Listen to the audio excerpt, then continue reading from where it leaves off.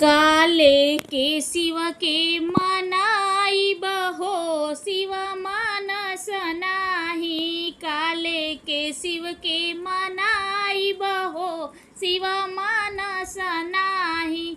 हाथी या घोड़ा शिव के मन ही न भावे। हाथी या घोड़ा शिव के मन ही न भावे। बसहा बैल कहाँ पाइब हो शिव मानस नाही। बसहा बैल कहाँ पाइब हो शिव मानस नाही।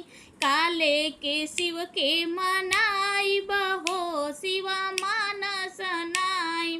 साला दू साला शिव के मन ही न भावे। साला दू साला शिव के मन ही न भावे। हिरनी के छेल कहाँ पाइब हो शिव मानस नाही। काले के शिव के मनाइब हो शिव मानस नाही। महल दो महल शिव के मन ही न भावे। महल दो महल शिव के मन ही न भावे।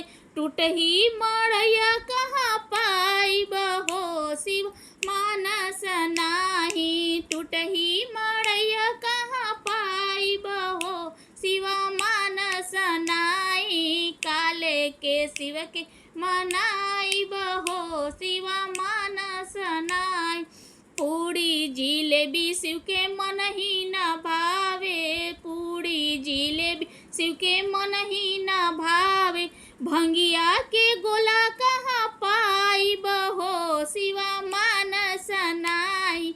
भंगिया के गोला कहाँ पाइब हो शिव